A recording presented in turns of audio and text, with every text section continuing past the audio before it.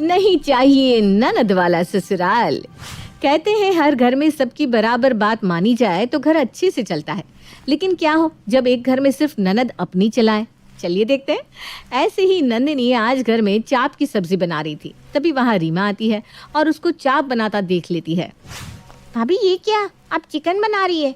अगर मम्मी को पता चल गया ना कि आप इस घर में चिकन बना रही है तो आपकी खैर नहीं है। ननद जी, लगता है आपकी आंखों में मोतियाबिंद हो गया है, तभी तो आपको चिकन और सोयाबीन चाप में फर्क नहीं दिखाई दे रहा। भाभी ये कोई सोयाबीन चाप नहीं है बल्कि चिकन ही है।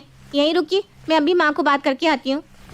इतना बोलकर रीमा वहाँ से चली जाती है और अपनी माँ सुमित्रा के पास जाकर उसके कान भरने लगती है। माँ, आपको पता भी है आपकी पीठ के पीछे इस घर में क्या बन रहा है? नहीं तो बेटा, बताओ क्या बन रहा है। मुझे तो बहू ने बताया था वो आज कुछ अलग सब्जी बना रही है। कोई अलग सब्जी नहीं बना रही वो, बल्कि हमारे धर्म को भ्रष्ट कर रही है। आज तक इस घर में चिकन नहीं बना, लेकिन वो महारानी इस घर में चिकन बना रही है। चिकन? ये क्या बकवास कर रही हो रीमा तुम? इस घर में चिकन? नहीं नहीं, वो इस घर में चिकन बना ही नहीं सकती, क्योंकि उसे भी पता है कि इस घर में चिकन कोई नहीं खाता। अरे माँ, इस घर में कोई नहीं खाता, लेकिन वो तो खाती है ना। तुम कहना क्या चाहती हो कि नंदिनी घर में चिकन बना रही है? नहीं तो क्या। अगर आपको मेरी बात पर विश्वास नहीं है तो चलकर खुद किचन में देख लीजिए। कानों सुनी ना सही, लेकिन आंखों देखी तो विश्वास हो ही जाएगा ना आपको। रीमा की बात सुनकर सुमित्रा किचन में जाती है, जहां वो चाप को फ्राई होता देख अपनी बहू से कहती है, नंदिनी ये क्या बना रही हो तुम? क्या बना रही हो माँ जी? चाप की सब्जी है और क्या। और वैसे भी मैंने आपको बताया तो था आज मैं कुछ अलग बनाऊंगी। हाँ, तुमने कहा था तुम कुछ अलग बनाओगी, लेकिन तुम चिकन बनाओगी ये मुझे नहीं पता था। चिकन? चिकन कौन बना रहा है माँ जी? और आपको ये बात कही किसने कि मैं इस घर में चिकन बना रही हूँ? मुझे बहुत अच्छे से पता है कि घर में कोई चिकन नहीं खाता, तो मैं इस घर में चिकन क्यों बनाऊंगी? रीमा ने बताया कि तुम चिकन बना रही हो। अच्छा, तो ये बात है। मम्मी जी, मैं चाप की सब्जी बना रही हूँ और ये सोयाबीन चाप है। सोयाबीन? हाँ, सोयाबीन चाप दिखता चिकन की तरह होता है, लेकिन वो चिकन नहीं होता, वो प्योर वेज होता है। अगर आपको मेरी बात पर विश्वास नहीं है तो आप गूगल कर सकती हैं, या फिर आप अपने बेटे अनुराग को फ़ोन करके पूछ सकती हैं। नंदिनी की ऐसी बातें सुनकर सुमित्रा रीमा को बुलाती है और उसके ऊपर गुस्सा करने लगती है। रीमा, ये क्या बेहूदगी है? जब तुम्हें पता है कि ये चाप सोयाबीन का होता है तो तुमने मुझे ये क्यों कहा कि तुम्हारी भाभी चिकन बना रही है? वो माँ, मैंने ना सही से देखा नहीं था। हो सकता है मेरे सही से ना देखने पर मुझे कोई गलतफहमी हो गई हो।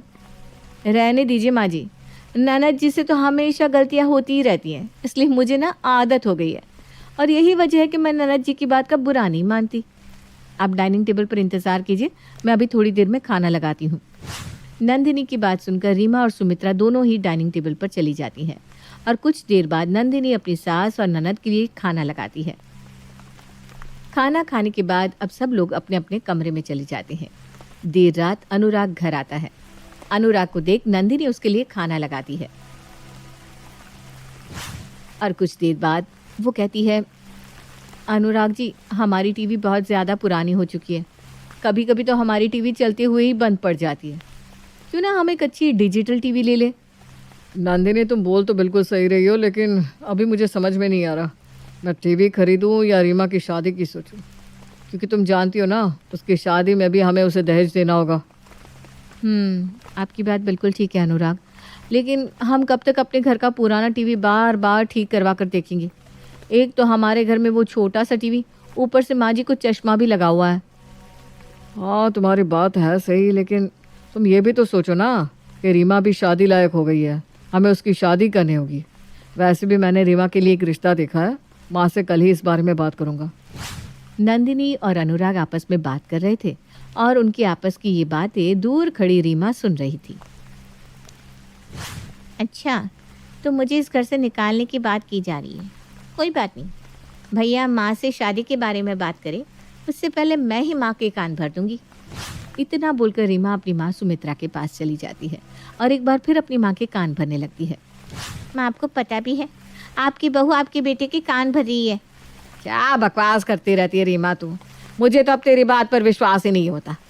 और भला बहू अनुराग के कान क्यों भरेगी? अनुराग मेरा इकलौता बेटा है और वो इस घर की इकलौती बहू, तो उसे उसके कान भरने की ज़रूरत ही नहीं है। अभी भैया इकलौते नहीं हुए हैं माँ, अभी मैं हूँ इस घर में, इसलिए मुझ पर भी ध्यान जाता है भैया का। और अगर आपको मेरी बात पर विश्वास नहीं हो रहा ना, तो आप खुद ही भैया से पूछ लेना कि भाभी इस घर में टीवी की बात कर रही थी या नहीं। भाभी इस पुराने टीवी को बेचकर नया टीवी लाना चाहती है, वो भी डिजिटल। उस दिन की बात से सुमित्रा रीमा की बात पर विश्वास नहीं करती थी। वो उसे अपने कमरे में जाने के लिए बोल देती है। अगले दिन अनुराग अपनी माँ से रीमा की शादी की बात करता है। माँ, मैं यहाँ आपसे कुछ ज़रूरी बात करने आया हूँ।